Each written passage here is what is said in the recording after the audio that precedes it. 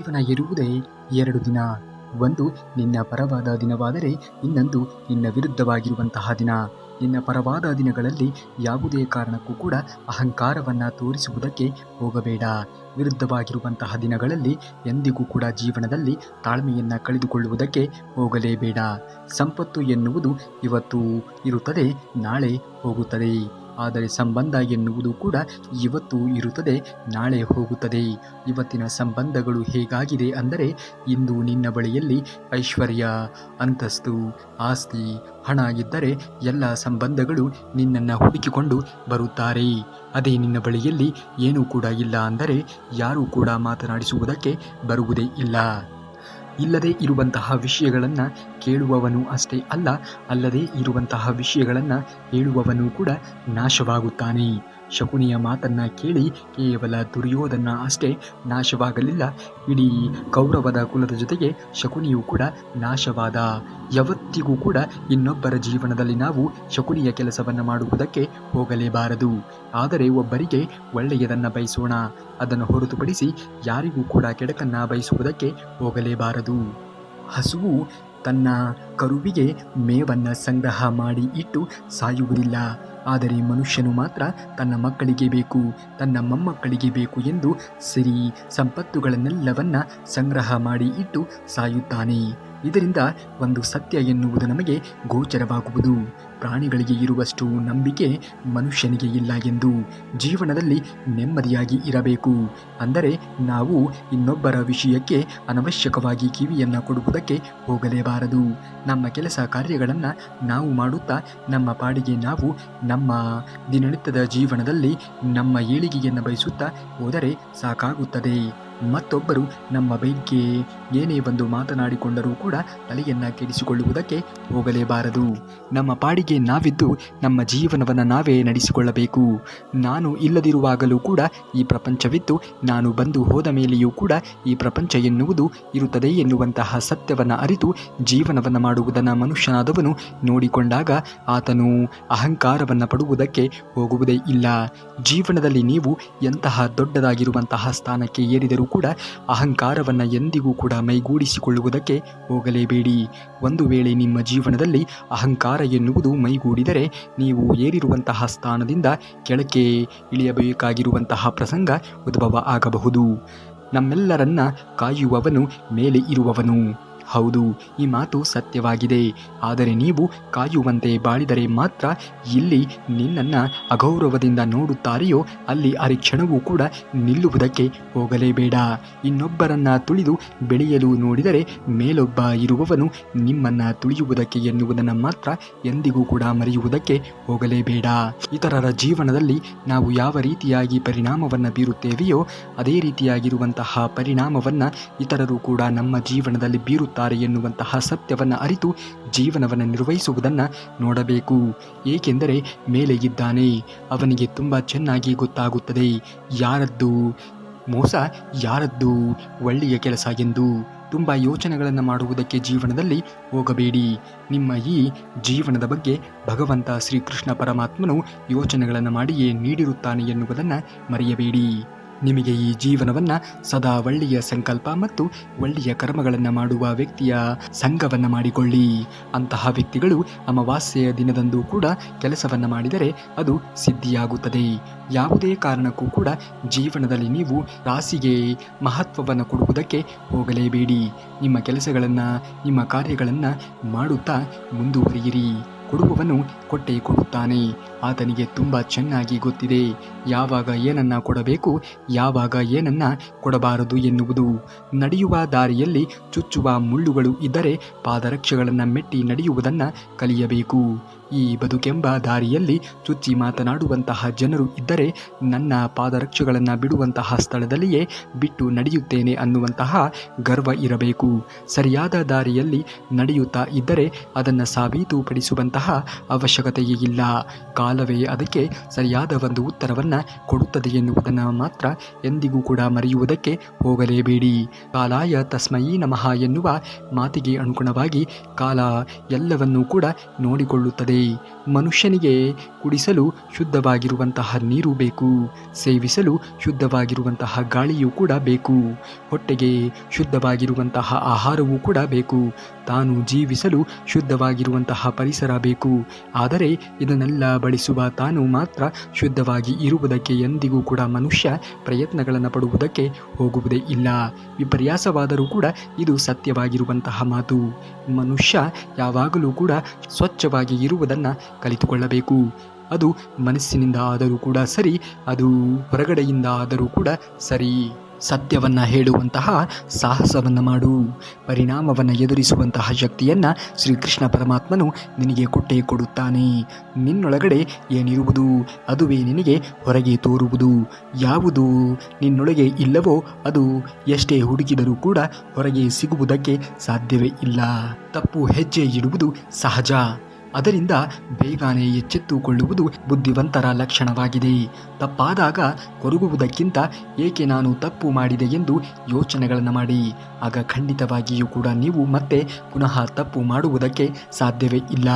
ಎಲ್ಲರೂ ಕೂಡ ಜೀವನದಲ್ಲಿ ಒಂದಲ್ಲ ಒಂದು ಹಂತಗಳಲ್ಲಿ ತಪ್ಪು ಮಾಡುವುದು ಸಹಜ. ಆದರೆ ಆ ತಪ್ಪಿನಿಂದ ತಿದ್ದುಕೊಂಡ ಮೇಲೆ ಜೀವನ ಎನ್ನುವುದು ಸಂಪೂರ್ಣವಾಗಿ ಬದಲಾವಣೆಯಾಗುತ್ತಾ ಹೋಗುವುದು. ಭಗವಂತನು ಹೇಳುತ್ತಾನೆ, ಮನುಷ್ಯನು ನೀನು ಹೇಗೆ ಇಷ್ಟಪಡುತ್ತೀಯೋ ಹಾಗೆ ಮಾಡುತ್ತೀಯಾ, ಆದರೆ ನಿನಗೆ ಗೊತ್ತೇನು, ಅದು ನಾನು ಹೇಗೆ ಇಷ್ಟಪಡುವೆನೋ ಹಾಗೆಯೇ ಆಗುತ್ತದೆ. ಅದಕ್ಕೆ ನೀನು ನನ್ನಿಷ್ಟದಂತೆ ಮಾಡು, ಆಗ ಅದು ನಿನ್ನಿಷ್ಟದಂತೆ ಆಗುತ್ತದೆ ಎಂದು. ಅರ್ಥಾತ್ ನಾವು ಜೀವನದಲ್ಲಿ ಎಂದಿಗೂ ಕೂಡ ಒಬ್ಬರಿಗೆ ದ್ರೋಹವನ್ನು ಬಗೆದು ಜೀವನವನ್ನು ನಿರ್ವಹಿಸಬೇಕು ಎಂದು ಯೋಚನೆಗಳನ್ನು ಮಾಡುವುದಕ್ಕೆ ಹೋಗಲೇಬಾರದು. ಸದಾಕಾಲ ಧರ್ಮಯುತವಾಗಿ ಧರ್ಮವನ್ನು ರಕ್ಷಣೆ ಮಾಡುವ ನಿಟ್ಟಿನಲ್ಲಿ ನಮ್ಮ ಜೀವನ ಶೈಲಿ ಎನ್ನುವುದು ಇದ್ದಾಗ ಖಂಡಿತವಾಗಿಯೂ ಕೂಡ ದೇವರು ರಕ್ಷಣೆಯನ್ನು ಮಾಡಿಯೇ ಮಾಡುತ್ತಾನೆ. ನೀನು ಇನ್ನೊಬ್ಬರಿಗೆ ಮೋಸವನ್ನು ಮಾಡಿದರೆ ಏನಾಗುತ್ತದೆ ಗೊತ್ತಾ? ಒಮ್ಮೆ ಸ್ಮಶಾನದಲ್ಲಿ ಹೋಗಿ ನೋಡಿ, ಹಾಗೆ ತಿರುಗಾಡಿ ಬನ್ನಿ. ಅಲ್ಲಿ ನಾನು ನನ್ನದು ಅಂತ ಹೇಳಿದಂತಹ ಅದೆಷ್ಟೋ ಜನರು ಮಣ್ಣಲ್ಲಿ ಮಣ್ಣಾಗಿರುವುದನ್ನು ನಾವು ಕಣ್ಣಾರಿಯೇ ನೋಡಬಹುದು. ಇಲ್ಲಿ ಯಾವುದು ಕೂಡ ಶಾಶ್ವತ ಅನ್ನುವುದು ಇಲ್ಲ ನೋಡಿ. ಎಲ್ಲವೂ ಕೂಡ ಶ್ರೀಕೃಷ್ಣ ಪರಮಾತ್ಮನಿಗೆ ತಿಳಿದಿದೆ. ಯಾವಾಗ ಯಾವ ಸಂದರ್ಭದಲ್ಲಿ ಯಾವುದನ್ನು ನಿಮಗೆ ಕರುಣಿಸಬೇಕೋ ಆ ಸಮಯ ಎನ್ನುವುದು ಕೂಡಿ ಬಂದಾಗ ಖಂಡಿತವಾಗಿಯೂ ಕೂಡ ಕರುಣಿಸಿಯೇ ಕರುಣಿಸುತ್ತಾನೆ. ಯಾರನ್ನೂ ಕೂಡ ಮೋಸ ಮಾಡಿ ಮೇಲೆ ಬರುವ ಕನಸು ನೀವು ಕಾಣಬೇಡಿ. ಯಾವುದು ನಿಮ್ಮ ಭಾಗ್ಯದಲ್ಲಿ ಇದೆಯೋ ಅದು ನಿಮಗೆ ಮಾತ್ರ ಸಿಕ್ಕೇ ಸಿಗುತ್ತದೆ. ಯಾರು ನಿಮ್ಮವರಾಗಿಯೂ ಕೂಡ ನೀವು ಅಳುವುದಕ್ಕೆ ಹೋಗಬೇಡಿ.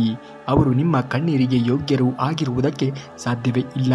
ನಿಮ್ಮ ಕಣ್ಣೀರಿಗೆ ಯಾರು ಯೋಗ್ಯರಾಗಿ ಇರುತ್ತಾರೆಯೋ ಅವರು ನಿಮ್ಮನ್ನು ಖಂಡಿತವಾಗಿಯೂ ಕೂಡ ಅಳುವುದಕ್ಕೆ ಬಿಡುವುದೇ ಇಲ್ಲ.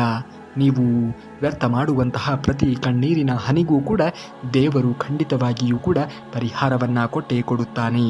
ದೇವರ ಮೇಲೆ ನಂಬಿಕೆಯನ್ನು ಇಡಿ. ಯಾರೋ ಏನೋ ಮಾಡಿದರು ಎಂದು ತಲೆಯನ್ನು ಕೆಡಿಸಿಕೊಳ್ಳುವುದಕ್ಕೆ ಹೋಗಲೇಬೇಡಿ.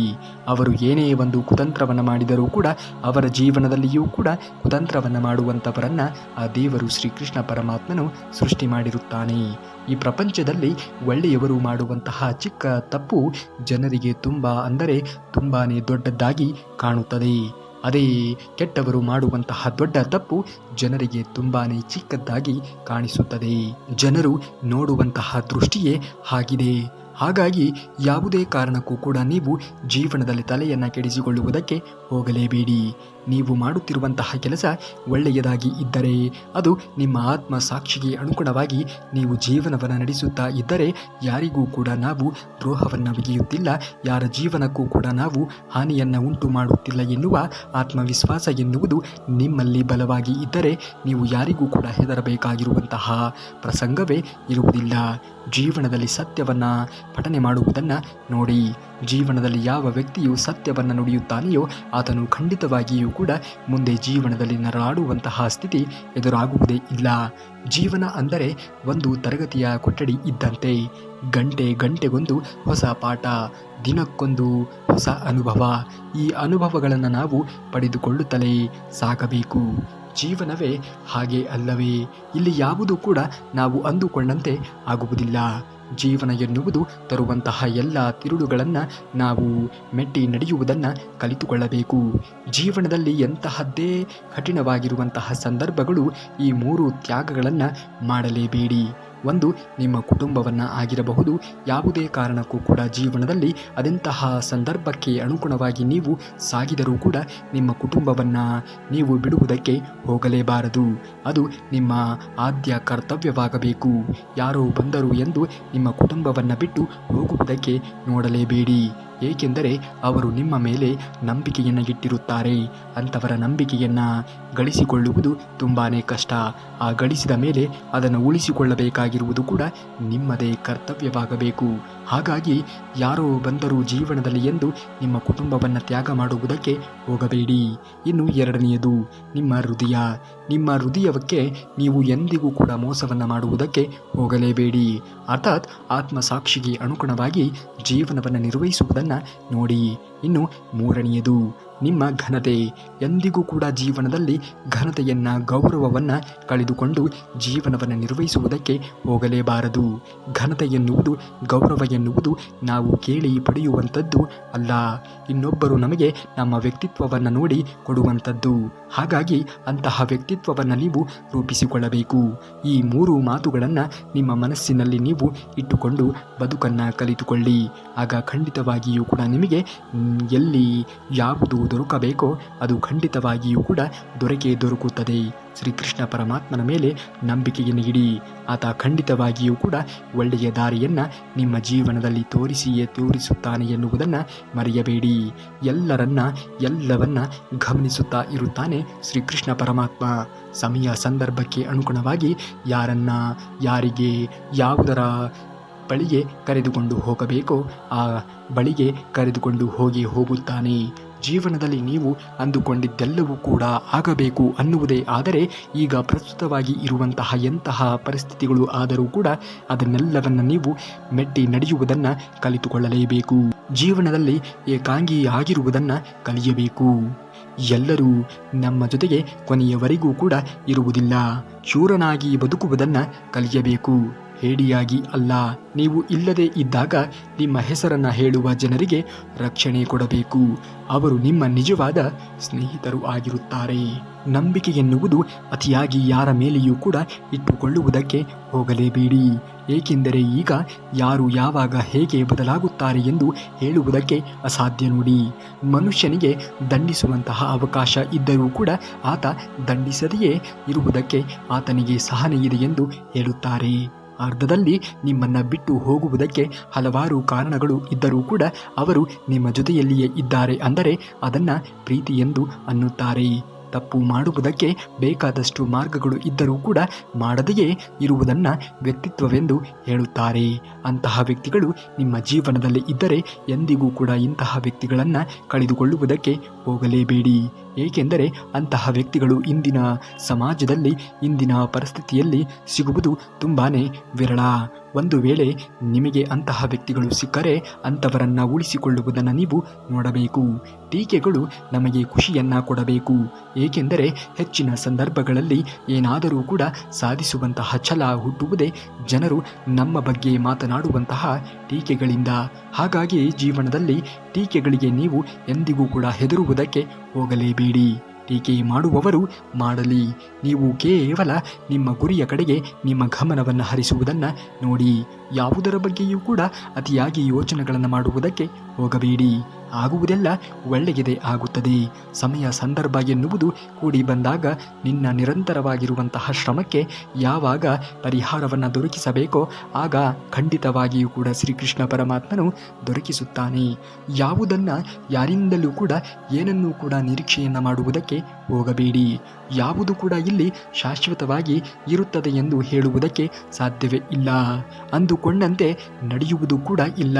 ಇಲ್ಲಿ ನಮ್ಮನ್ನು ಪ್ರೀತಿಯಿಂದ ನೆನಪಿಸಿಕೊಳ್ಳುವುದಕ್ಕಿಂತ ಅವಶ್ಯಕತೆಗಳಿಗಾಗಿ ನೆನಪಿಸಿಕೊಳ್ಳುವಂಥವರೇ ಹೆಚ್ಚಾಗಿ ಇದ್ದಾರೆ. ಹಾಗಾಗಿ ಯಾರ ಬಗ್ಗೆಯೂ ಕೂಡ ಅತಿಯಾಗಿ ನಂಬಿಕೆಯನ್ನು ಇಟ್ಟುಕೊಳ್ಳುವುದಕ್ಕೆ ಹೋಗಬೇಡಿ. ನಂಬಿಕೆಗೆ ಅರ್ಹವಾಗಿರುವಂತಹ ವ್ಯಕ್ತಿಗಳು ಸಿಗುವುದು ತುಂಬಾ ವಿರಳ. ತಂದೆ ತಾಯಿಗಳನ್ನು ಚೆನ್ನಾಗಿ ನೋಡಿಕೊಳ್ಳಿ. ಅವರೇ ನಿಮ್ಮ ಕಣ್ಣಿಗೆ ಕಾಣುವಂತಹ ನಿಜವಾದ ದೇವರು. ಯಾರೇ ಏನೇ ದ್ರೋಹವನ್ನು ಬಗೆದರೂ ಕೂಡ ನಿಮ್ಮ ತಂದೆ ತಾಯಿಗಳು ನಿಮಗೆ ದ್ರೋಹವನ್ನು ಬಗೆಯುವುದಕ್ಕೆ ಸಾಧ್ಯವೇ ಇಲ್ಲ. ಹಾಗಾಗಿ ನೀವು ತಂದೆ ತಾಯಿಗಳನ್ನು ಚೆನ್ನಾಗಿ ನೋಡಿಕೊಳ್ಳಬೇಕು. ಎಷ್ಟೋ ದೊಡ್ಡ ವ್ಯಕ್ತಿಗಳು ಆಗಿದ್ದರೂ ಕೂಡ ಕೊಟ್ಟ ಮಾತು ಇಟ್ಟ ನಂಬಿಕೆ ಸುಳ್ಳಾದರೆ ಆತನ ಬೆಲೆ ಶೂನ್ಯವಾಗೂ ಹೋಗುತ್ತದೆ ಅನ್ನುವುದನ್ನು ನೀವು ಎಂದಿಗೂ ಕೂಡ ಮರೆಯುವುದಕ್ಕೆ ಹೋಗಲೇಬಾರದು. ಸೋಲು ಸಾವಿನಲ್ಲಿ ಅಂತ್ಯವಾಗಬಾರದು. ಸೋಲು ಎನ್ನುವುದು ಸಾಧನೆಯಲ್ಲಿ ಅಂತ್ಯವಾಗಬೇಕು. ಆ ರೀತಿಯ ಜೀವನ ಎನ್ನುವುದು ನಿಮ್ಮದಾಗಬೇಕು. ನೋಡಿ, ಯಾವುದನ್ನು ಸ್ವೀಕರಿಸುತ್ತೀರೋ, ಯಾವುದನ್ನು ತ್ಯಾಗ ಮಾಡುತ್ತೀರೋ ಎನ್ನುವುದು ನಿಮಗೆ ಬಿಟ್ಟಿದ್ದು.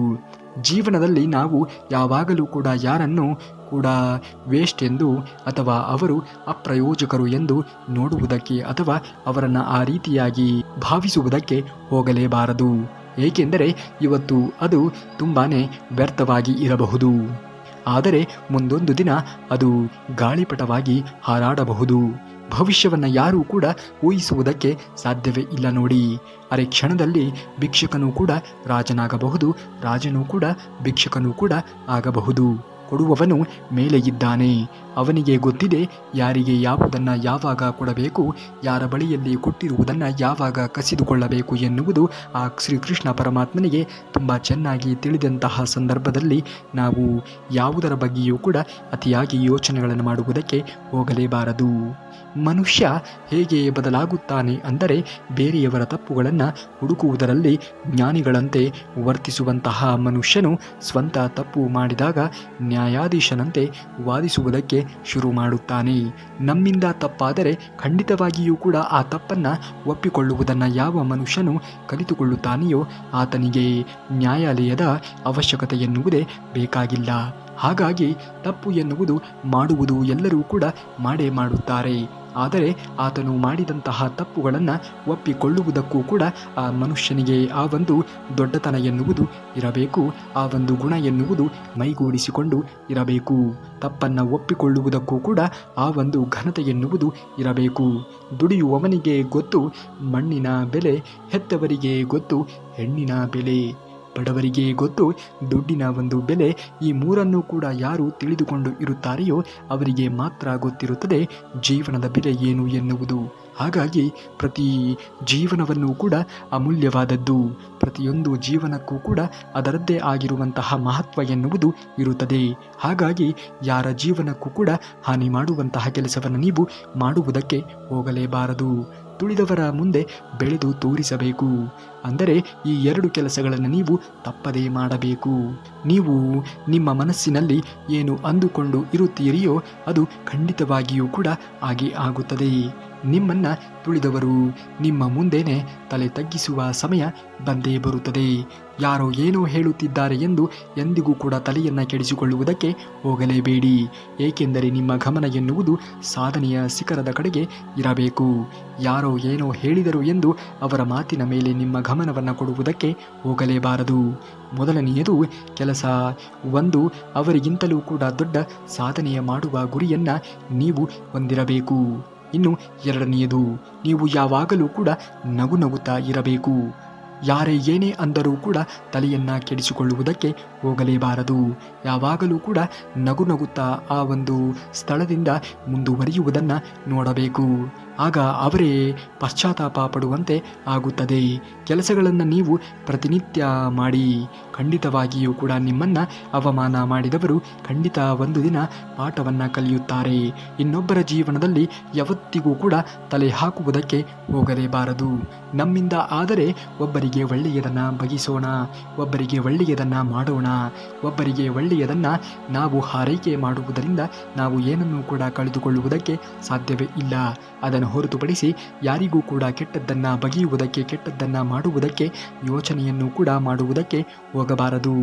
ಏಕೆಂದರೆ ದೇವರು ಎನ್ನುವವನು ಯಾವಾಗ ಯಾವುದನ್ನು ಕೊಡುತ್ತಾನೆ, ಯಾವಾಗ ಯಾವುದನ್ನು ಕಸಿದುಕೊಳ್ಳುತ್ತಾನೆ ಎನ್ನುವುದು ಹೇಳುವುದಕ್ಕೆ, ಊಹೆ ಮಾಡುವುದಕ್ಕೂ ಕೂಡ ಸಾಧ್ಯವೇ ಇಲ್ಲ. ನೋಡಿ, ಜೀವನದಲ್ಲಿ ಯಾವತ್ತೂ ಕೂಡ ಇನ್ನೊಬ್ಬರ ದುಃಖಕ್ಕಾಗಿ ಬದುಕಬೇಡಿ. ನೀವು ಮಾಡುವ ಪ್ರಯತ್ನದಿಂದ ನಿಮಗೆ ಲಾಭವನ್ನು ತಂದುಕೊಳ್ಳಿ. ಬೇರೆಯವರ ಪ್ರಯತ್ನ ಮಾಡೇ ಮಾಡುತ್ತಾರೆ. ಅವರಿಗಾಗಿ ನಿಮ್ಮ ಕ್ಷಣಿಕ ಸುಖವನ್ನು ಜೀವನವನ್ನು ಎಂದಿಗೂ ಕೂಡ ಕಳೆದುಕೊಳ್ಳುವುದಕ್ಕೆ ಹೋಗಲೇಬೇಡಿ. ಜೀವನದಲ್ಲಿ ಎಲ್ಲರೂ ಕೂಡ ಹಾಗೆ ಇರುತ್ತಾರೆ ಎಂದು ಹೇಳುವುದಕ್ಕೆ ಸಾಧ್ಯವೇ ಇಲ್ಲ ನೋಡಿ. ಆದರೆ ಯಾರನ್ನು ನಂಬಬೇಕೋ ಯಾರನ್ನು ನಂಬಬಾರದು ಎನ್ನುವ ಸತ್ಯವನ್ನು ನೀವು ಅರಿತುಕೊಂಡು ಎಲ್ಲರನ್ನ ನೀವು ನಂಬುತ್ತೀರೋ ಅಥವಾ ನಂಬಿಕೆ ದ್ರೋಹಿಗಳನ್ನು ದೂರನೇ ತಳ್ಳಿ ನಿಮ್ಮ ಜೀವನವನ್ನು ನಿರ್ವಹಿಸುತ್ತೀರೋ ಅದು ನಿಮಗೆ ಬಿಟ್ಟಂತಹ ವಿಚಾರ.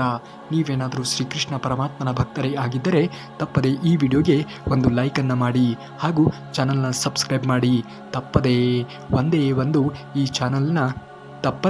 ಒಂದೇ ಒಂದು ಈ ವಿಡಿಯೋಗೆ ಹೈಪ್ ಮಾಡುವುದನ್ನು ಮಾತ್ರ ಮರೆಯಲೇಬೇಡಿ ಎಂದು ಹೇಳುತ್ತಾ ಸಿಗ್ತೀನಿ ನಾಳೆಯ ವಿಡಿಯೋದಲ್ಲಿ ಮತ್ತಷ್ಟು ವಚನಾಮೃತದೊಂದಿಗೆ. ಅಲ್ಲಿಯವರೆಗೆ ಧನ್ಯವಾದ ಕರುನಾಡಿಗೆ.